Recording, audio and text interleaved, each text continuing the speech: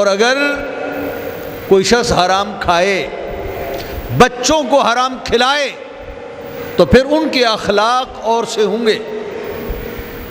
حلال کھانے والے لوگ اور حلال کمائی اپنے بچوں کو کھلانے والے لوگ، دیکھا یہ جاتا ہے کہ ان کے اخلاق بہت اعلیٰ، بہت بلند ہوتے ہیں، اور وہ لوگ پست اخلاق کے مالک ہوتے ہیں، گھٹیا خصلتوں کے مالک ہوتے ہیں، کہ جن کا گزر بسر حرام کی کمائی پر ہو۔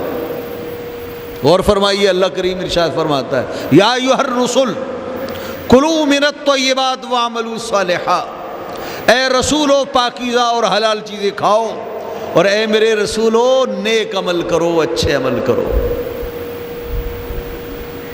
رسولوں کو تو بتانے کی ضرورت نہیں تھی، رسول تو ایسے ہیں بھی نہیں کہ وہ حرام مال کے قریب جائیں اور برے عمل کریں۔ رسول تو بہت ہی اعلیٰ کردار کی ہستیاں ہوتی ہیں، لیکن اللہ رب العالمین کیا فرما رہا ہے؟ رسولو حلال کھاؤ اور بہترین عمل کرو۔ یہ خطاب بظاہر رسولوں کو ہے، لیکن اصل میں بتانا ہمیں مقصود ہے، گناہ گاروں کو سبق دینا مقصود ہے۔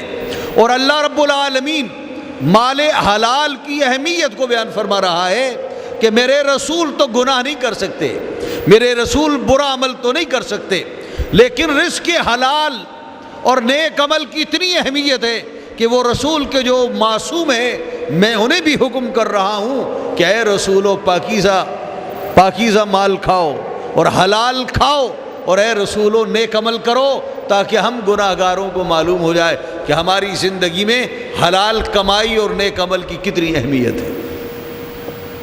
اور پھر غور فرمائیے کیا فرمایا گیا؟ اے رسولو حلال کھاؤ، یا ایھا الرسل کلوا من الطیبات، رسولو پاکیزہ چیزیں کھاؤ، واعملوا صالحا، اور نیک عمل کرو۔ نیک عمل کا ذکر بعد میں کیا گیا، حلال کمائی کا ذکر پہلے کیا گیا۔ حلال کمائی کے بعد عمل صالح کا ذکر فرما کر یہ بتایا گیا کہ عمل صالح بغیر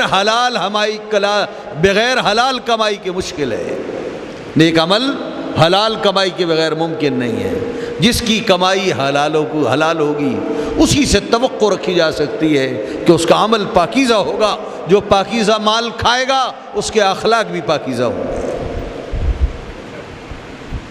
حضور نبی کریم صلی اللہ علیہ وسلم نے ارشاد فرمایا، قیامت کے دن کوئی انسان میدان محشر سے سرک نہیں سکے گا جب تک کہ وہ اللہ کے حضور میں 4 چیزوں کا جواب نہ دے۔ جی، جب تک اللہ کے حضور میں 4 چیزوں کا جواب نہ دے سکے، وہ میدان محشر سے ایک قدم، ایک بالش 4 انگل کے برابر بھی سرک نہیں سکے۔ پہلی بات یہ کہ پوچھا جائے گا تو نے اپنی عمر کس عمل میں بسر کی؟ ہم نے تجھے زندگی دی، ہم نے تجھے قیمتی لمحات دیے، ہم نے تجھے زندگی کی نعمت سے نوازا، تو نے اس زندگی کو کھپایا کہاں؟ دوسری بات پوچھی جائے گی، تم نے اپنی جوانی کہاں صرف کی، کس شغل میں گزاری؟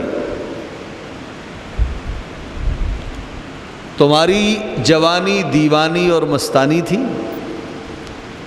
یا تمہاری جوانی اللہ رب العالمین کی بارگاہ میں گڑ گڑانے، رونے اور آہوزاری میں گزری، اپنے رب کو منانے میں گزری؟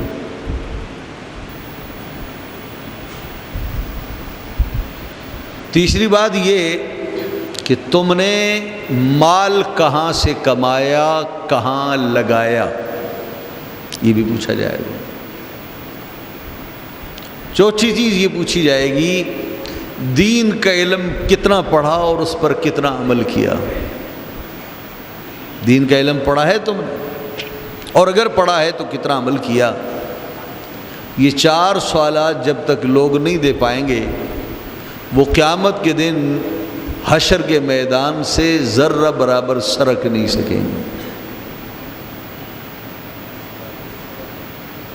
تو اگر ہم سنجیدہ ہیں ان 4 سوالوں کے جواب دینے کے لیے، تو پھر ہمیں اللہ توفیق دے کہ ہم آج سے اس کی تیاری شروع کریں، اپنی عمر عزیز کو اللہ کی اطاعت میں لگائیں،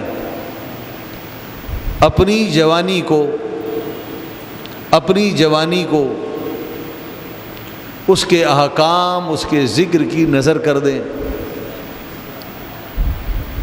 حلال ذرائع سے مال کمائیں اور اللہ کی راہ میں اسے خرچ کریں، ٹائم نکال کر فضول ٹی وی کے پروگرام چھوڑ کر، فضول گپوں کو چھوڑ کر، اپنی زندگی ضائع کیے بغیر علماء کی صحبت میں آئیں، دین کی کتابیں پڑھیں اور پھر اس پڑھے ہوئے پر عمل کریں۔ یوں ہم اللہ رب العالمین کے ہاں جواب دہی میں سرخرو ہو سکتے ہیں۔ حضور پر نور سید عالم صلی اللہ علیہ وسلم نے یہ بھی ارشاد فرمایا کہ میں اللہ سے اپنی امت کے لیے چند چیزوں کی پناہ مانگتا ہوں کہ وہ میری امت میں آئے۔ اللہ کے محبوب نے ارشاد فرمایا جس قوم میں بے حیائی عام ہو جائے تو اس میں طاعون جیسے امراض اور ایسی وبائیں پھوٹ پڑتی ہیں کہ جن کا نام تمہارے آباء و اجداد نے کبھی نہیں سنا ہوگا۔ جس قوم میں بے حیائی فروغ پائے وہاں پر وبائی امراض پھوٹ پڑتی ہیں جن کا نام تمہارے آباء و اجداد نے کبھی نہیں سنا۔ ہم نے ایڈز کا نام پہلے کبھی نہیں سنا۔ فحاشی ٹی وی کے ذریعے، مختلف چینلوں اور کیبل کے ذریعے جو آج گھروں میں پھیلائی جا رہی ہے، اس کے نتیجے میں ڈپریشن کا مرض ہمیں مل گیا جی، ٹینشن، ذہنی دباؤ، پریشانی، نوجوان بچوں کو شوگر، 20 سال کا بچہ ہائی بلڈ پریشر کا مریض، 15 سال کا بچہ اور بچی شوگر کا مریض۔ ایسے امراض ہم نے کہاں دیکھے تھے؟ یہ ہمیں کیوں ملے؟ ہماری بدعملیوں کی بنا پر، فحاشی کو فروغ ہونے کی بنا پر۔ اور فرمایا کہ جس قوم میں ناپ تول میں کمی کی جائے تو پھر اللہ اس قوم پر قحط مسلط فرما دیتا ہے۔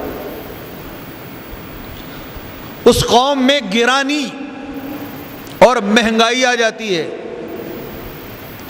اور ظالم حکام ان پر مسلط ہو جاتے ہیں۔ فرمایا یہ جا رہا ہے کہ تمہاری زندگیوں میں جو رکاوٹیں آئیں، تلخیاں آئیں، تمہاری زندگیوں میں جو رکاوٹیں آئیں، ان کے در حقیقت ذمہ دار تم ہو۔ یہ تمہارے اعمال سے تمہارے پیدا کردہ بیماریاں ہیں، اس کے تم خود ذمہ دار ہو۔